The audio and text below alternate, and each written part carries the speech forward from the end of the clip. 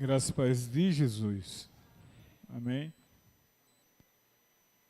Como a gente está no mês da família, hoje o assunto é voltado exclusivamente para a família e, para ser preciso, para casais. Então, você que está aí, não só casais, mas também para aqueles que pensam em casar, já estão casados, para aqueles que estão passando por dificuldades no meio do casamento, e para aqueles que ainda não formaram uma opinião acerca do que é casamento, do que é divórcio, do que é união estável. Crente pode se divorciar e, se divorciando, como é que fica essa relação, como é que fica o contexto? Abra sua Bíblia na segunda carta do apóstolo Paulo aos Coríntios, capítulo de número 6.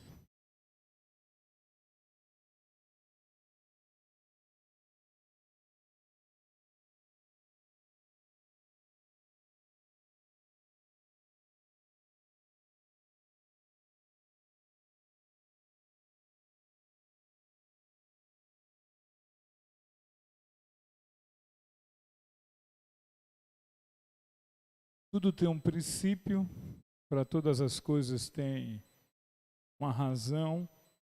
E no capítulo 6, verso 14, diz assim: não vos prendais a um jugo desigual com os infiéis, porque que sociedade tem a justiça com a injustiça, e que comunhão tem a luz com as trevas.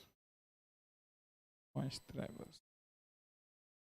A minha pergunta nessa noite é: quando é que se dá o casamento? O que é o casamento? Não é? Quando se dá o casamento, o que é o casamento? Quando muitos cristãos têm dúvidas sobre o que definir um casamento à luz das Escrituras. Muitos cristãos têm dúvida do que se define um casamento à luz das Escrituras. Se é um contrato civil, a união estável ou uma relação sexual. Penso que a resposta ao contrato civil, o casamento de fato é um contrato feito entre um homem e uma mulher, perante a sociedade e diante de Deus. O autor do estudo, que são 3 autores que eu faço a variação, ele disse que o casamento é um contrato. Eu, na minha modéstia, eu acho que o casamento é um ato. Amém? Alguém acha que o casamento é um contrato?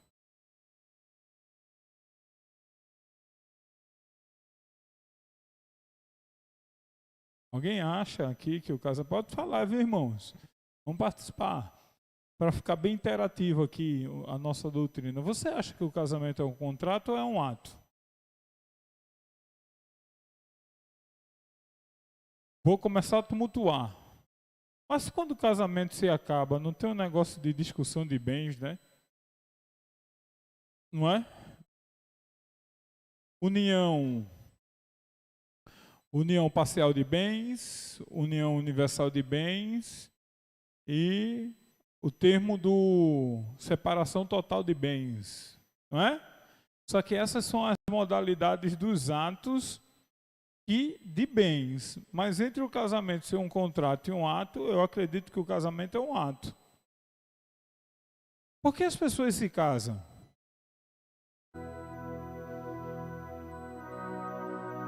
Vamos? Vamos lá. 50, né, irmã Iracema? É 50, né? 47, né? 47 de casamento. Irmã Nara, quanto tempo?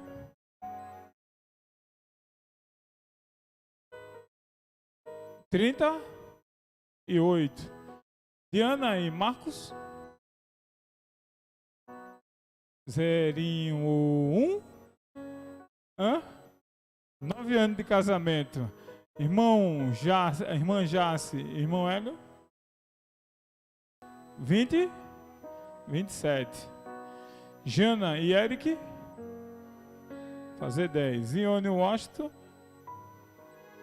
20? 20. Everton e Jace? 2 anos. 2 anos de casamento, mas de união tem muito mais, né? E quando a gente fala, ainda bem, cheguei onde queria chegar. Quando a gente fala de casamento e união, Júnior e Jane, quanto tempo de união? 10 anos.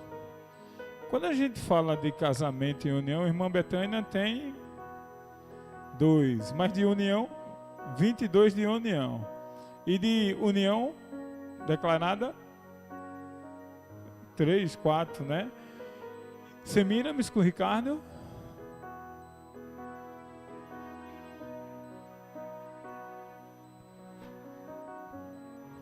22. Por que as pessoas se casam?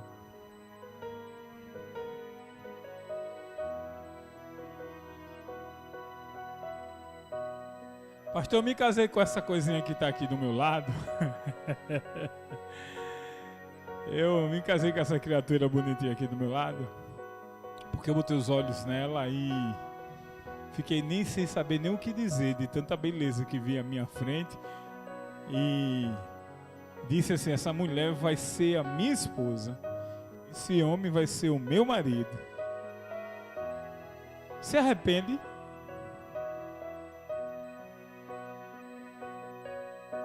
Casaria de novo? Daria aquela olhada e verificaria se melhoraria no termo dos anos alguma coisa? Muita gente pensa que casamento é só aquela paixão. É uma paixão que se transforma em amor ou é amor que se transforma em paixão?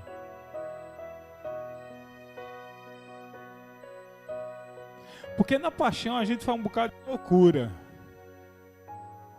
Até que concretize-se que amor, né?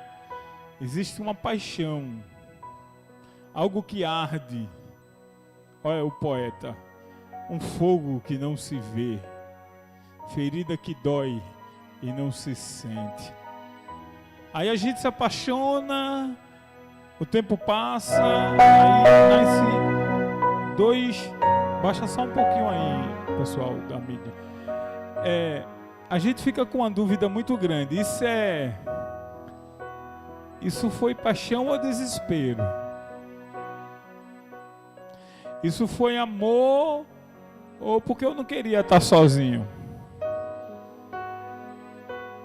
E daqui a pouco isso pode virar o quê? Uma tolerância.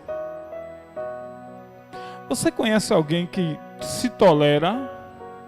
Você conhece algum casal que já não existe mais nenhuma, mas existe uma tolerância e não se separam porque assim, eu estou aqui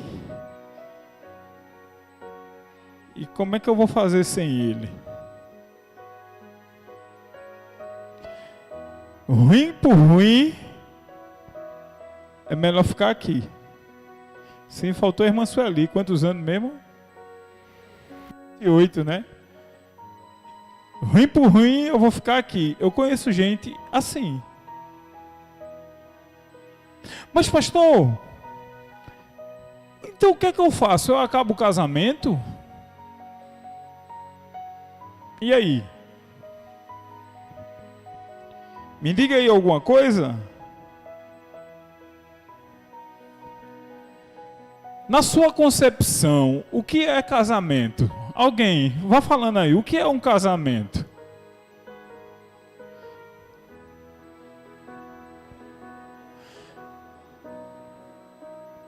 Casamento é quando você chega no cartório, assina um papel e alguém te dá um documento, e diz assim, você está casado. O que é um casamento? biblicamente. A senhora falou no modo geral. Mas biblicamente, o que é um casamento bíblico?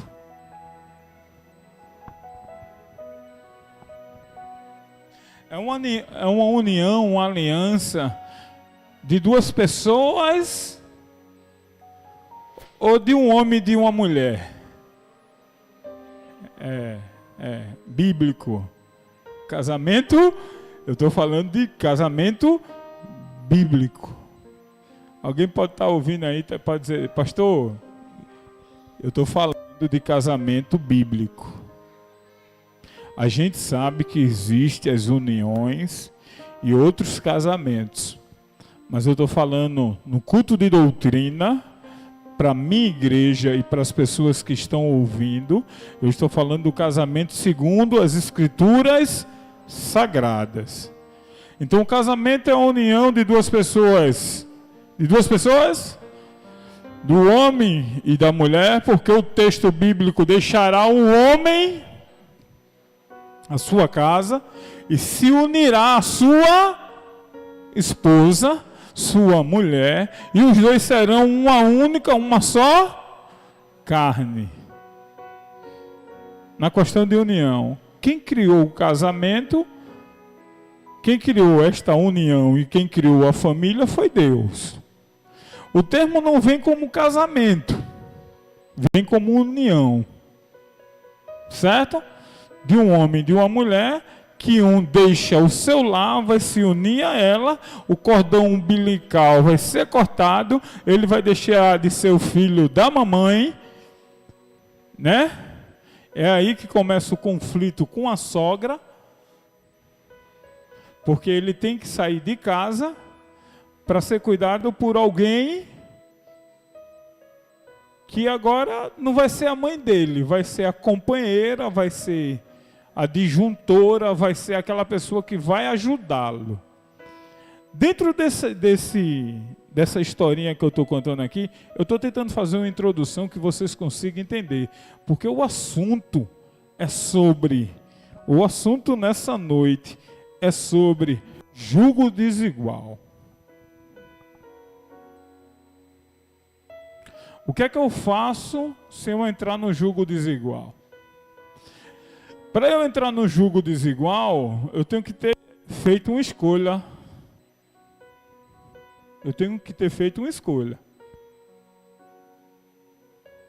Eu era crente, vivia para Jesus, mas aí fui para a faculdade, fui trabalhar e encontrei uma pessoa que disse que era a minha metade. Só que eu só levei em consideração meus sentimentos. Eu não levei em consideração a minha cultura, a minha educação, a minha vida cristã. E eu, apaixonado, porque a paixão faz muito dessas coisas. A paixão, o cara pula um muro de 3 metros de altura, onde tem uma rosa com um pitbull para roubar uma rosa para dar à amada. Coisa que depois do casamento eu duvida que ele faça. Duvida que ele faça. Mas namorando apaixonado, não? Pula no mar para pegar uma pérola cheia de tubarão ou de piranha.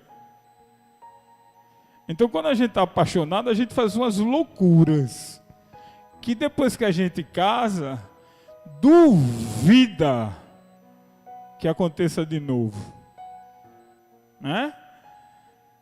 Apesar que eu sei que tem alguns que são totalmente apaixonados. Mas quando a gente fala do jugo desigual, irmão, o que é que vem na sua cabeça? O que seria o jugo desigual num casamento? O que seria? E aí eu chamo a atenção de Wagner, eu chamo a atenção de Nayara, eu chamo a atenção de Maria, eu chamo a atenção de Ana Cláudia, eu chamo a atenção de Rivail, que estão aqui à disposição do céu e que pretendem, no futuro, fazerem alianças com alguém. A minha escolha vai ser porque ele é bonitinho, malhado, um gatinho, uma gatinha, cheia de saúde e sem compromisso nenhum com Deus.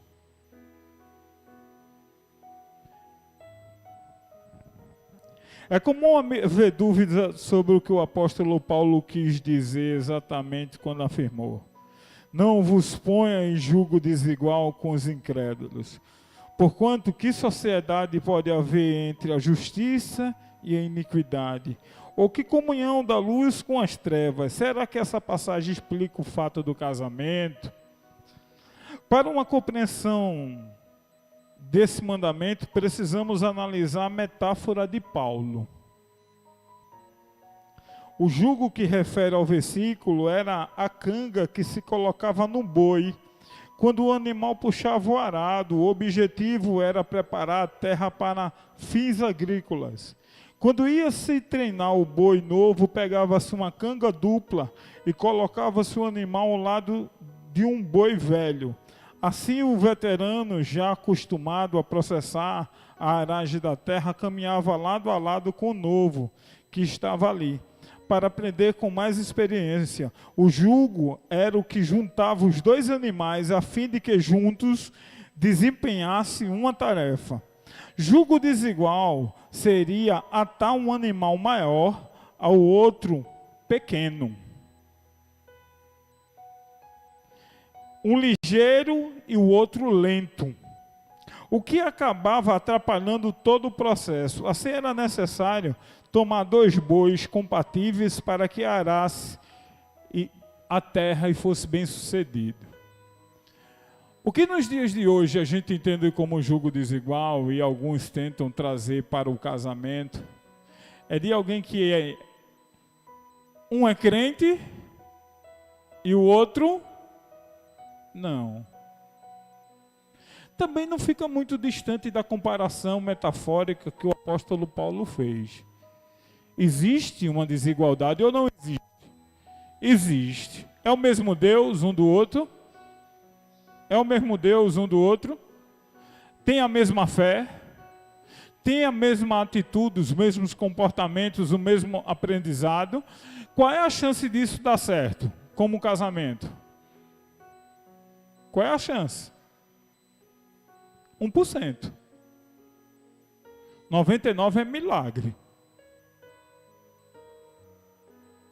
Qual é a chance de você se relacionar com uma pessoa que não é do Evangelho? A gente casa com gente que é do Evangelho e tem problema? Ou não? A gente casa com gente que canta na igreja, prega na igreja e tem problema? Imagine casar com um incrédulo. Aí você diz assim: pastor, ele não é incrédulo, ele crê em Deus. Satanás também. Satanás crê mais do que muito crente. Aí, então o que é que eu faço? Segue os sinais.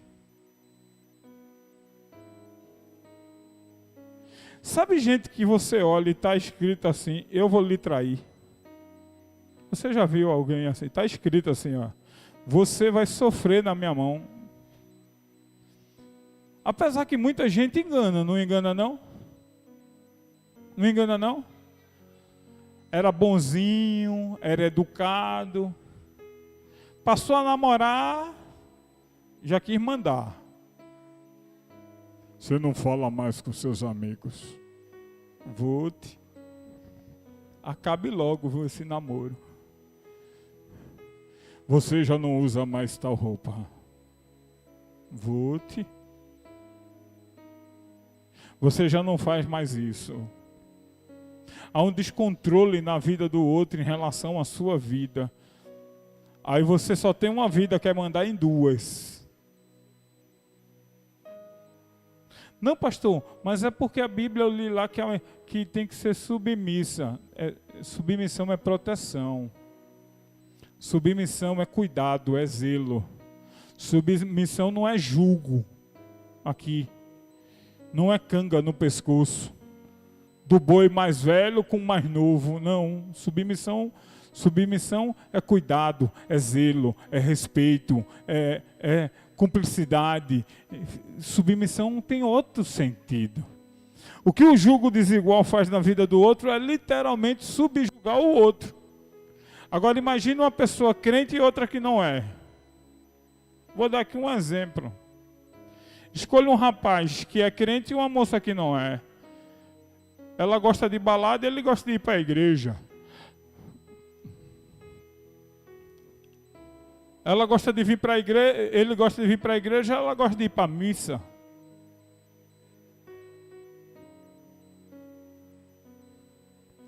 Ele gosta de ir diante do trono, ela gosta de Padre Marcelo Rossi. Isso vai dar certo. Ela quer consagrar os filhos, ele quer batizar.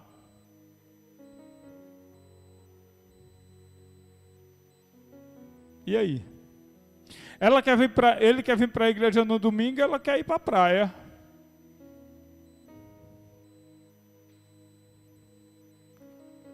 Tem condição disso dar certo? Deus faz milagre, irmãos, é verdade.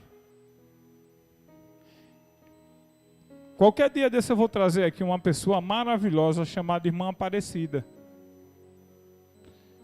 Tem aqui um telefone tocando que eu acredito que nesse momento não é de Deus. Né? Qualquer dia desse eu vou trazer aqui a Irmã Aparecida casada com o pastor Paulo Vieira, oficial. A Irmã Betânia conheceu. A Irmã Rosângela conheceu. História belíssima. Ele era oficial da aeronáutica, sem ser crente. Ela era crente na igreja. Passou aquele oficial bonito, fardado. Ela disse, eu quero aquele para mim, Senhor. Eu quero aquele para mim. E ela foi atrás. E a mãe dela disse, não vá. Ele não é crente. Na linguagem deles, você vai pagar um preço muito alto. E ela disse, não, eu pago. E pagou. Pagou um preço tão alto que ele botava o joelho em cima dela assim, dava murro na cara dela de cima para baixo, e ela só tinha uma palavra para dizer a ele, eu te amo e Jesus vai mudar a sua vida. Quantos casos você conhece que Jesus salvou, abençoou e transformou aquele cidadão que era um agressor, era um homem violento, em um pastor? Quantos casos você conhece? Você está conhecendo esse agora. Porque a maioria dos casos, como é que termina essa história? Marido matou fulana. Foi por falta de aviso? Não foi por falta de aviso, irmão? Foi? Não foi por falta de aviso. Julgos desiguais. Paulo quer nos dizer que não devemos nos meter no julgo com os incrédulos, porque seria desigual. Teríamos, por um lado, uma pessoa cristã, adepta de valores orientados pela palavra de Deus, que teme e serve ao Senhor Jesus Cristo, ligada a um indivíduo que o apóstolo Paulo chama de incrédulo, que não crê em Jesus e não possui os mesmos valores e princípios, que realmente trata-se de uma situação complicada que caminha para um abismo.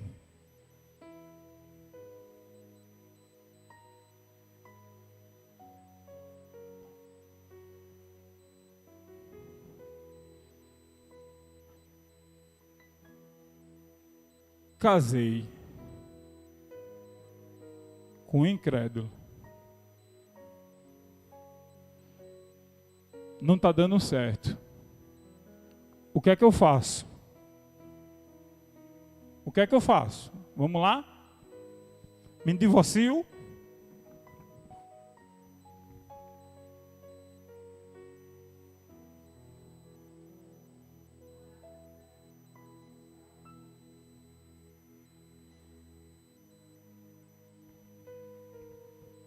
E aí, eu me divorcio?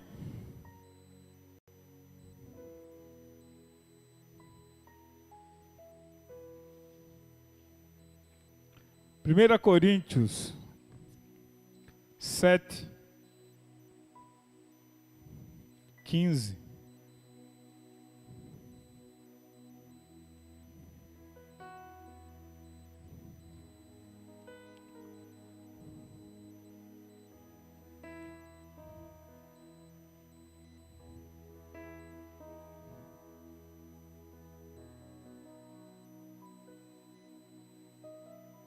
É melhor o 7 primeiro, né? E aí a gente segue. Diz assim: ora, quantas coisas que me escreveste, bom seria que o homem não tocasse em mulher. Disse o apóstolo Paulo porque tinha um dom de celibato. Ele era celibatário. Correto? Paulo, o que é que Paulo instrui? Seria bom que o homem não tocasse em mulher. Mas por causa da prostituição, cada um tem a sua própria mulher. Paulo está dizendo, olha, cada um tem a sua própria mulher. Se cada um tem a sua própria mulher, também cada um tem o seu próprio homem. Correto? Vamos lá. Próprio marido, e cada um tem o seu próprio marido. O marido pague à mulher devida benevolência, da mesma sorte que a mulher também ao marido. Eu preciso explicar esse texto aí? Não, né? Preciso não. Porque aqui Paulo está dizendo, maridos, dê às mulheres o que é devido. Pague. Tem as relações que a mesma coisa a mulher. Vocês sabem que para um casamento, é por isso que eu tenho uma opinião, irmão, sobre casamento muito diferente. Casamento para mim não é um ato com papel. Casamento para mim é uma relação sexual. Porque até no direito brasileiro, aquele que casar e não tiver o ato, não houve casamento. Então, casamento também não só é só sexo.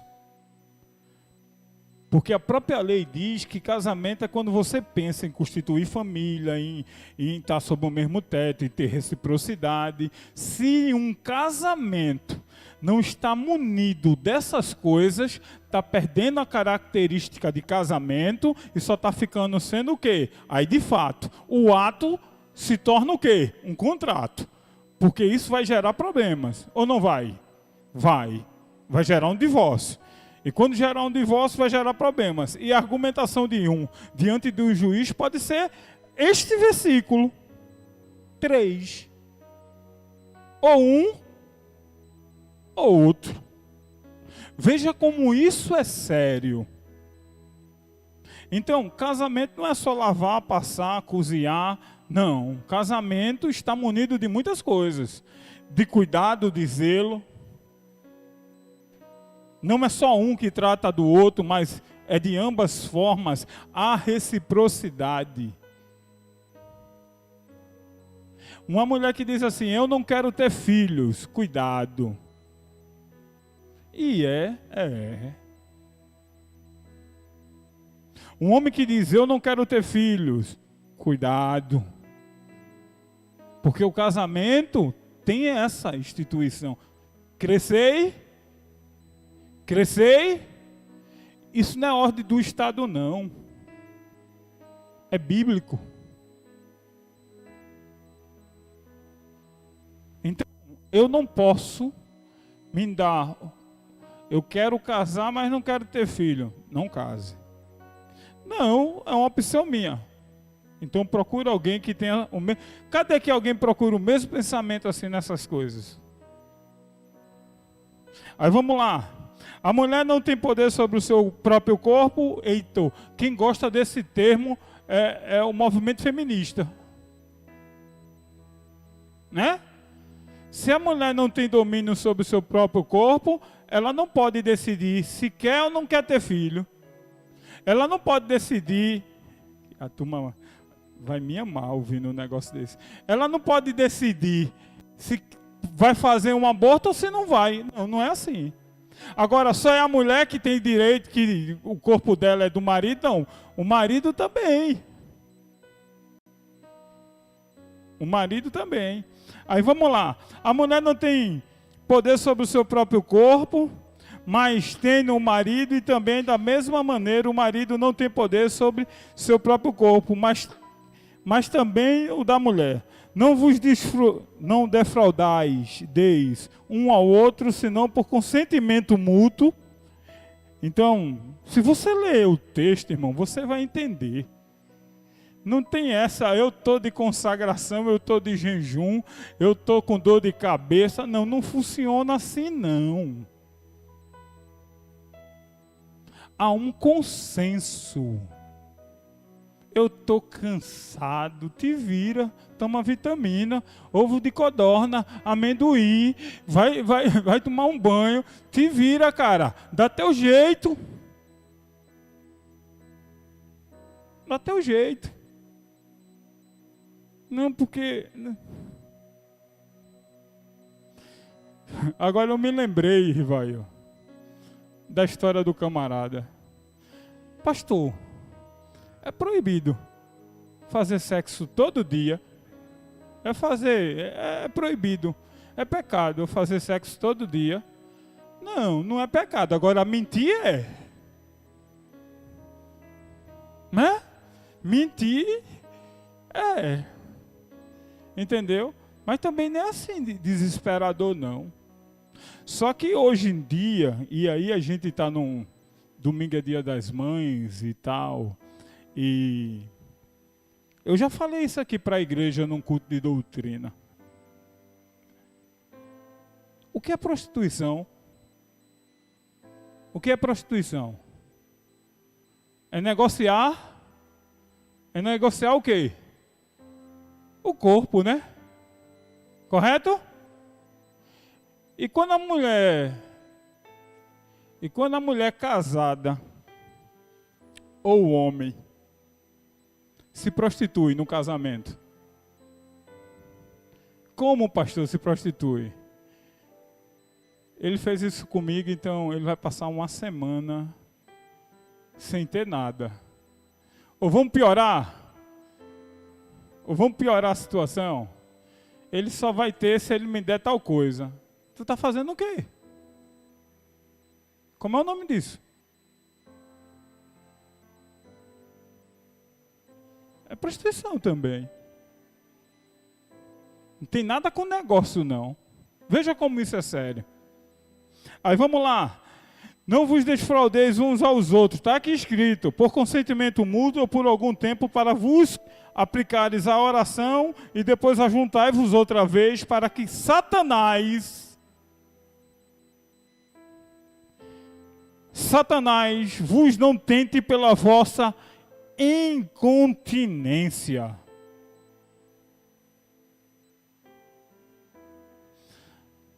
Tem mulher que deixa o homem com fome durante não sei quanto tempo, e tem homem que deixa a mulher com fome. Tem casos assim. Agora também tem uns que é um descontrole grande, viu? E aí, tendo esse descontrole, procure ajuda. Procure ajuda. Aí vem dizendo, digo porém isso que por permissão ou por mandamento, porque queria que todos os homens fossem como eu, diz Paulo. Mas cada um tem de Deus o seu próprio dom, um de uma maneira e o outro de outra maneira.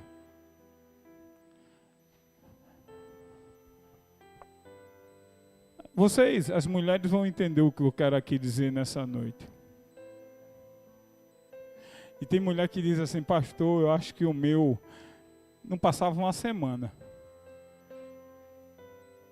Algumas experiências e observações fez com que a gente observasse que a mulher não tem dificuldade de passar muito tempo sem ter relação Já os homens não são assim, né?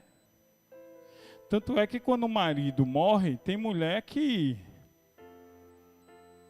para voltar para um relacionamento, demora. Já tem homem que quando a mulher morre, ele passa uns 10 anos sem casar.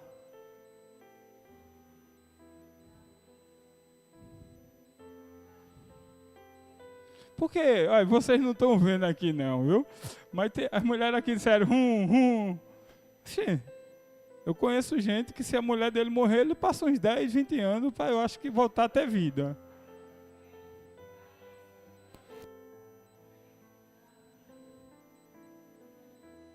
Vocês não acham não que os homens passariam um grande tempo sem casar?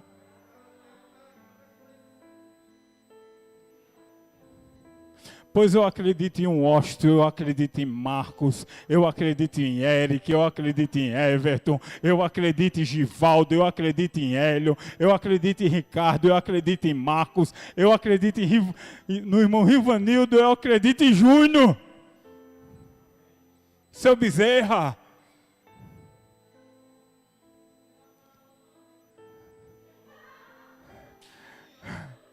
Eu acredito, não em mim eu sou, rapaz, eu sou a sumidade. Entendeu? Eu acredito nos homens da igreja que passaria, porque assim, arrumar problema novo é complicado, é melhor ficar com os antigos. Não é não? Não é? Arrumar problema novo, porque exemplo, irmãos, me permita aqui fazer esse parênteses. Graças a Deus, o pastor de vocês é bem casado. Louvo a Deus pela vida da minha esposa e graças a Deus, eu sei o que eu escolhi. Eu não sei o que ela escolheu, mas o que eu escolhi eu sei.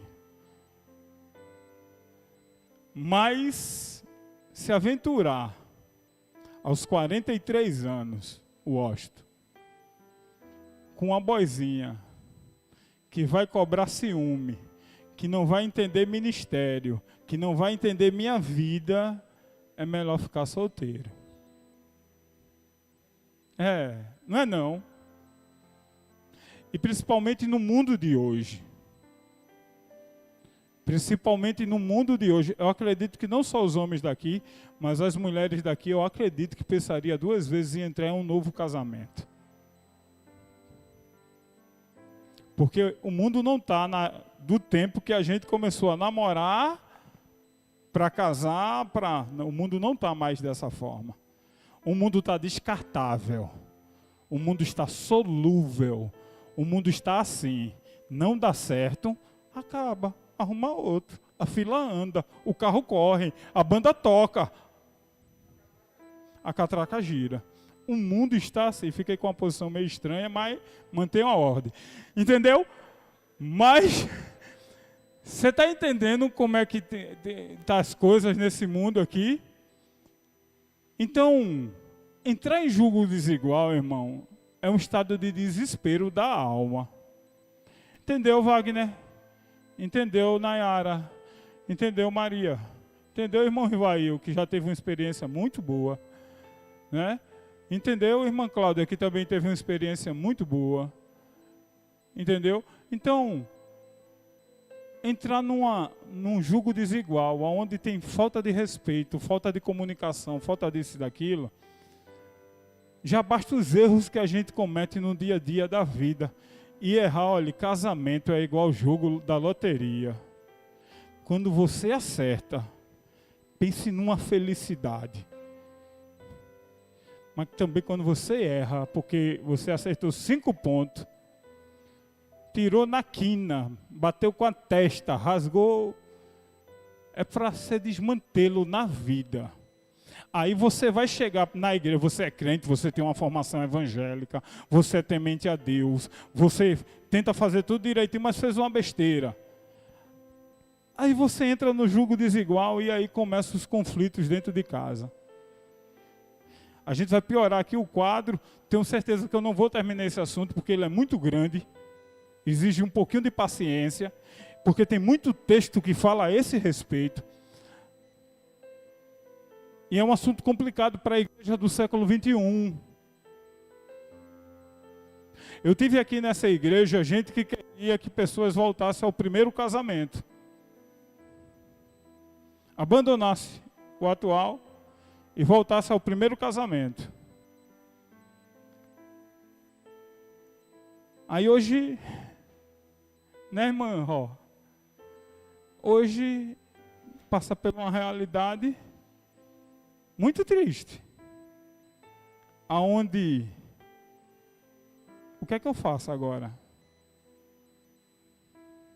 É bom falar da vida do outro. O bom é quando acontece comigo.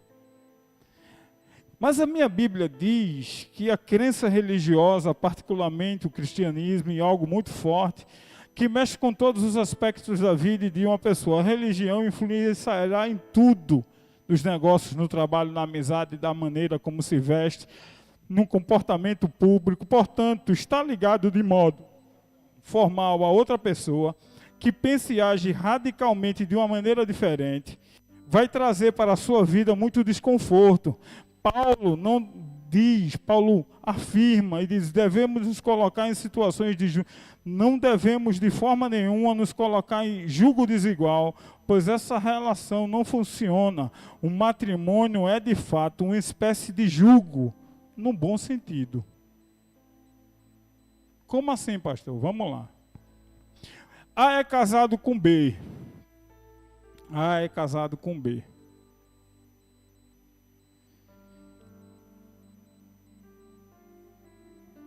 A se converte. B não se converte. Está em julgo desigual.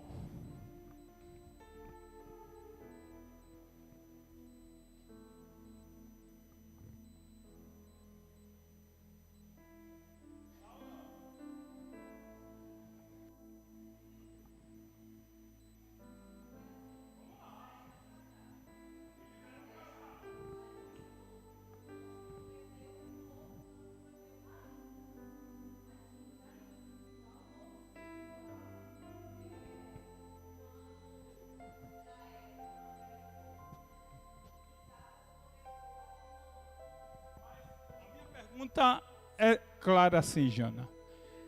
A era casado com B, casado. Perceba, não foi algo assim, eu sou da igreja e aí eu arrumei um julgo desigual. A era casado com B, não eram evangélicos. A se converte. Normalmente quem é A? O homem ou a mulher? Em regra geral, quem é? A mulher. A mulher se converte. O marido não. Ela deixa o casamento? Mas ela está em julgo desigual? Tá. Ela está em julgo desigual. Ela veio para a luz e ele ficou nas... Não é que ele é trevas. Que muita gente peca por conta disso. Que diz assim, tu vai casar com aquela treva, né? Ou tu tá aí namorando com aquela treva. Não, irmão. Você veio para a luz.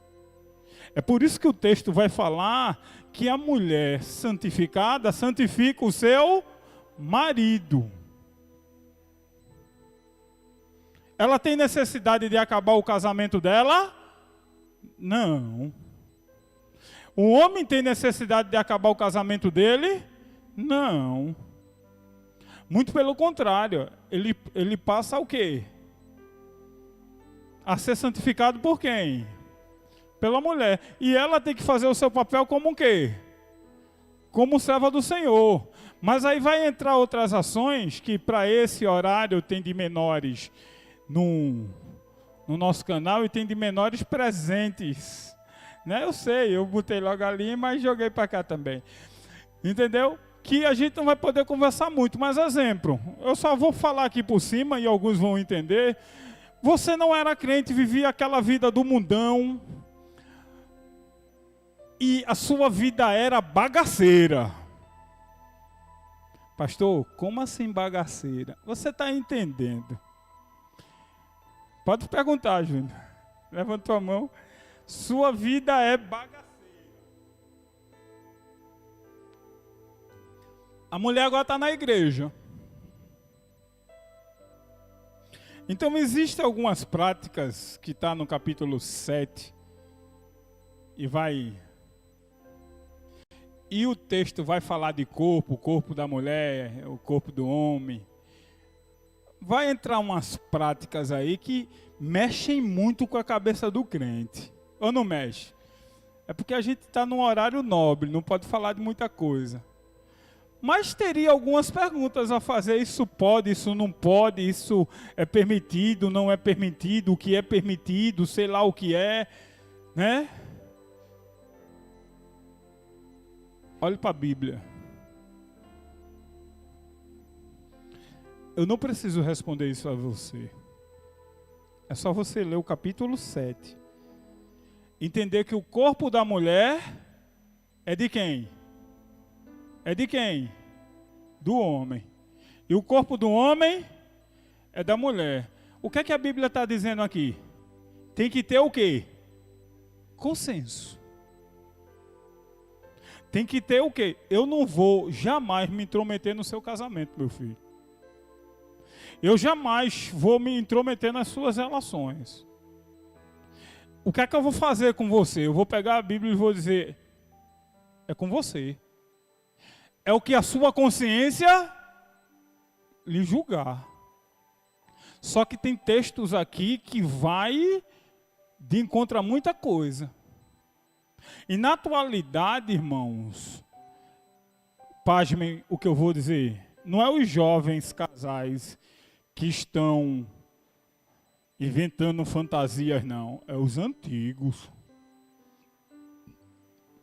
É gente antiga querendo fazer coisas que até na concepção das próprias mulheres diz, pastor, pelo amor de Deus, fulano endoidou. Fulano começou a acessar uns vídeos lá meio estranho e está fugindo da natureza. Ou eu estou falando do homem. E quando a privação, uma coisa é a mulher que quer conhecer novos ares, quer fantasiar Robin Hood. Era bom que fantasiasse Titanic, né? Cena linda, bonita, só fica naquilo mesmo. Coisa tão simples. Mas querem fantasiar Calígula, Deus que me perdoe. É, uma depravação só, humana.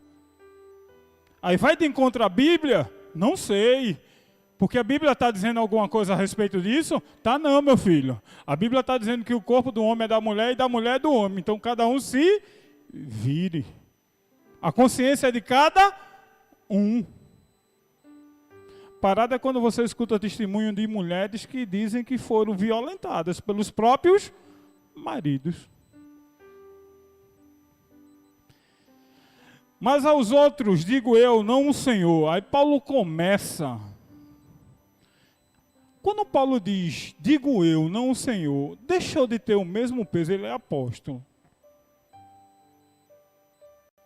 Isso menospreza a Bíblia, porque foi Paulo que disse, ou isso diz o Senhor? O que é que vocês acham aí? Quando vocês fazem essa leitura aqui, leitura linda, se porém, fiquem, cadê? Porque queiram que todos os homens fossem igual a mim, e digo porém aos solteiros e às viúvas que lhe...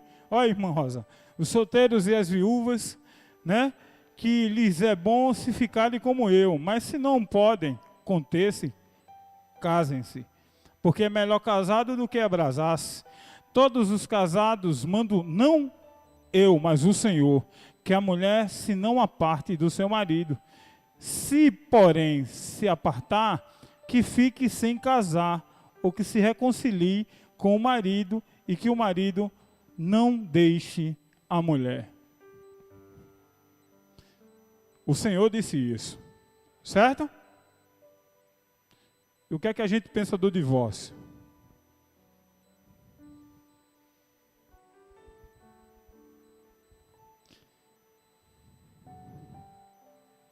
O divórcio existe na Bíblia. O divórcio é permitido? Sim ou não? O divórcio é por qualquer coisa? Tudo bem que está na lei, mas Jesus refez a situação no novo. Mas na lei, quando o texto diz, segundo a lei de Moisés, que a lei foi de quem? De Moisés. Que é mandado dar carta de divórcio à mulher. Por que aconteceu isso?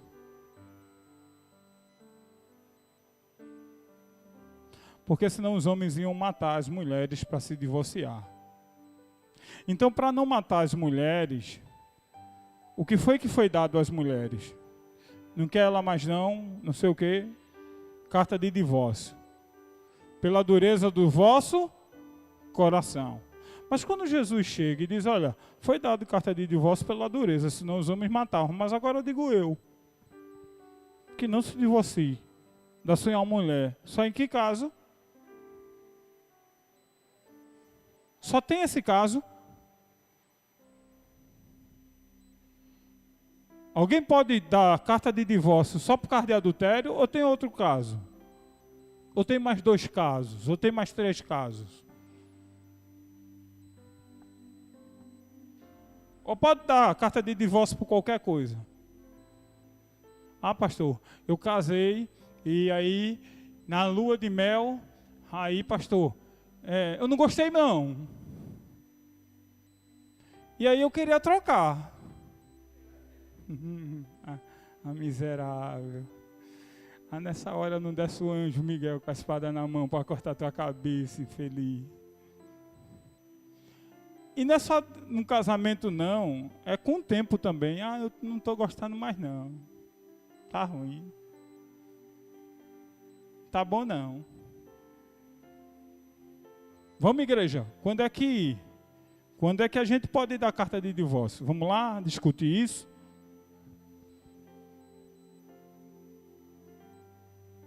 A igreja vai ter que repensar muito nos últimos dias, se é só, apesar que a Bíblia diz lá, em 1 Coríntios 7,15, em Mateus 19,9, existem 2 casos extras que pode se dar o divórcio. Um está aqui em 1 Coríntios 7,15, não é? Tem que haver o divórcio. Por que tem que haver o divórcio? Porque até na lei dos homens, quando é que o casamento deixa de existir?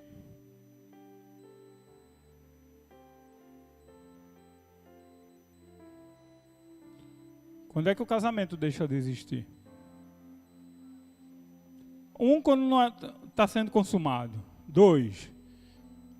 Vamos lá, quando é que o casamento deixa de existir? Fulano era casado com B, saiu de casa e está há 10 anos sem contar. Existe casamento ainda aí? Existe casamento?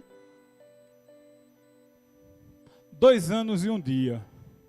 Vou repetir.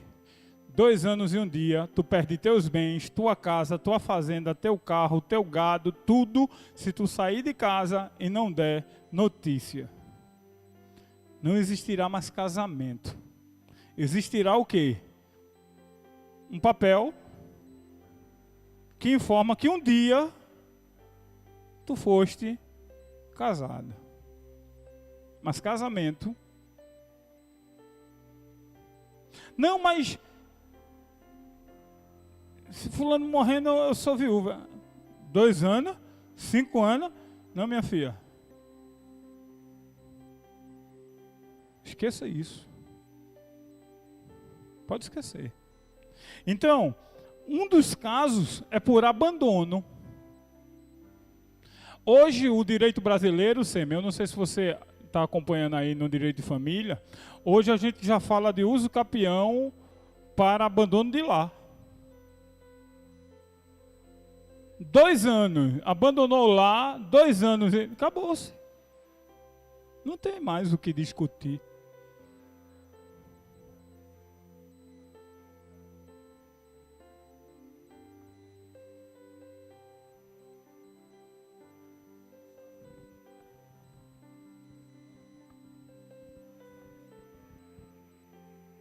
Ela vai casar. Ela vai casar. Não, ela vai ter que entrar.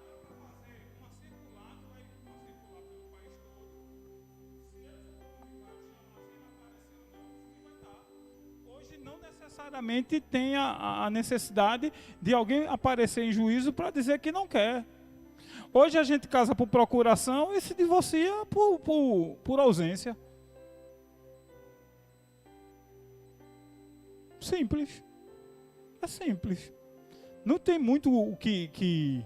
Porque qual é a finalidade do casamento? Não é o companheirismo?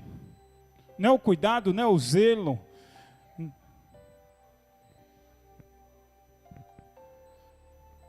A gente está falando da lei do homem e eu estou nesse momento no capítulo 7, versículo 15, dizendo que por abandono você está livre. E na concepção, na tradução é o seguinte: fulano morreu. Porque no adultério, quando alguém comete o adultério, qual é a interpretação que nós batistas e presbiterianos temos? Aquela pessoa acabou de morrer. Mas se você quiser fazer ela ressuscitar, o problema é seu. Você não é obrigado. Mas também, se você quiser, não, eu vou perdoar e vou seguir sua vida, certo. A Bíblia não vai te condenar por isso. Porque quem quebrou os laços, os vínculos, foi ela. A gente não vai entender isso como pecado, que fulano casou porque... Não. Quem adultera morre para o outro, irmãos. O pacto, a aliança, desfez. Agora, se você quer perdoar, eu posso perdoar e conviver? Pode. Pode. A minha pergunta é uma só. Você é forte para isso? Porque, em tese, quem mais perdoa são as mulheres e continuam. Reatam o seu casamento. Veja um homem traído, se ele quer perdoar.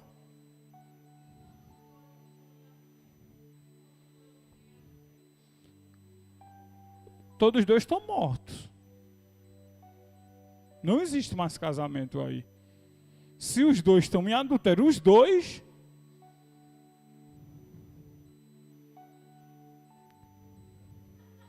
É só enterrar, Vamos... É só enterrar. Prostitutos e adúlteros. Eu queria fazer uma pergunta aqui à igreja para saber o seu nível de entendimento a respeito do que eu vou perguntar. Existe adultério e existe adúltero? Ou adúltera? Há uma diferença muito grande, viu? O que eu estou perguntando é, existe o estado de pecado ou fulano pecou? Aí você diz, pastor, vai depender. Vai.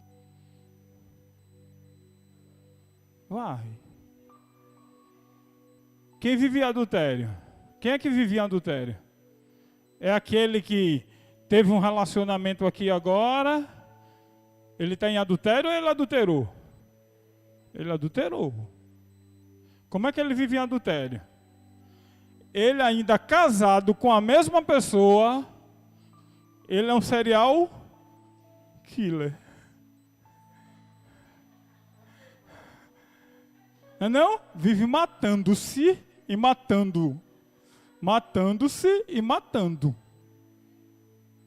Ele vive matando-se e matando. Então ele vive adulterando. Mas se ele adultera aqui, se arrepende e deixa. Se ele adultera aqui, se arrepende e deixa.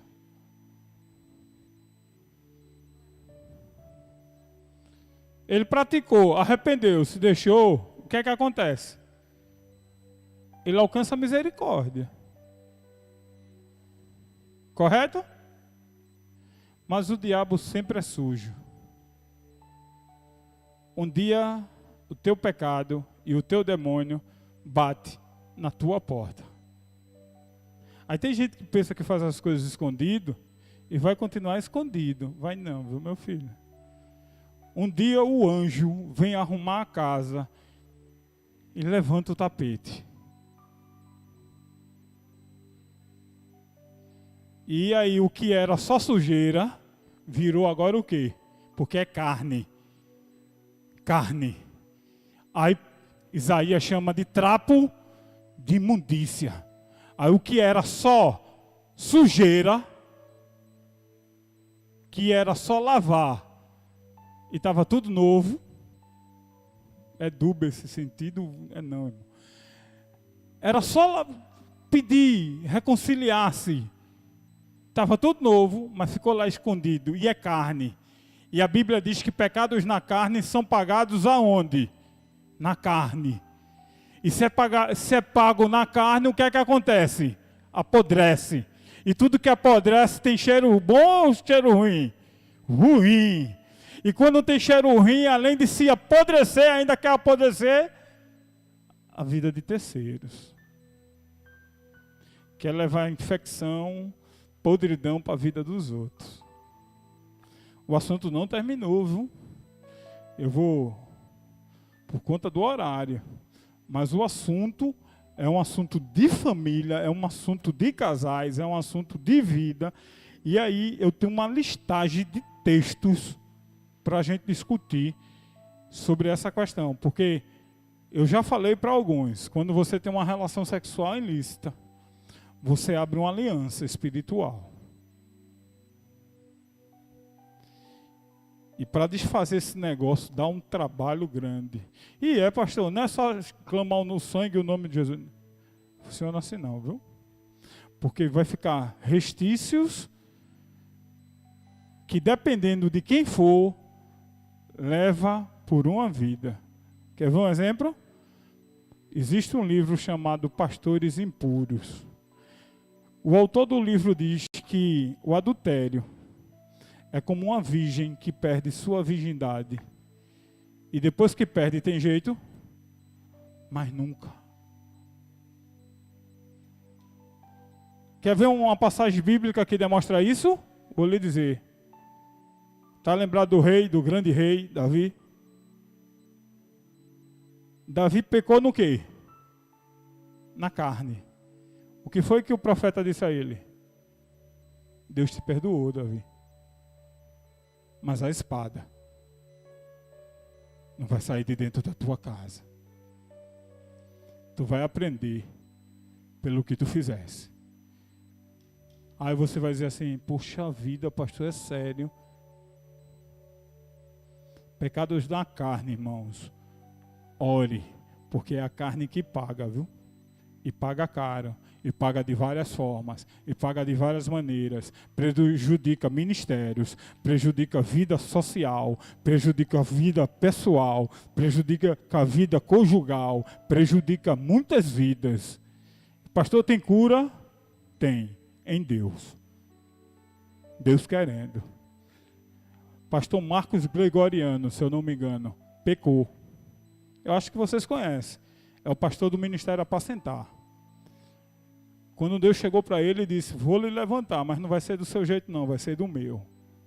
Já eu conheço muitos pastores, Falcão, não sei quem, que pecaram, meu irmão. Nunca mais foram os mesmos. Um exemplo, o ilustre pastor que vocês conhecem, Fábio. Caiu Fábio. Casamento desfeito, filho morto. Triste realidade, né? Alguém diz assim, foi o quê? Não, foi o acaso. Se tudo fosse o acaso, estaria muito bom. Aí você ia cantar uma música mundana que diz assim, o acaso vai me proteger enquanto eu andar distraído. Vai nada. Vai não. Tem nada de acaso proteger enquanto eu andar distraído. O acaso vai me pegar e vai me sacudir. Aí você vai ver um bode embarcado, sofrendo. Já assistiu a turma de Madagascar, quando botam naquele navio e os bichinhos ficam tudo dentro das caças, até chegar na ilha, pronto. Você vai sofrer daquele mesmo jeitinho. Viu? Vamos embora? O evangelho é simples. O evangelho é fácil. O evangelho é puro. O evangelho é saúde. O evangelho é transformação. O evangelho é comportamento de vida. Não é?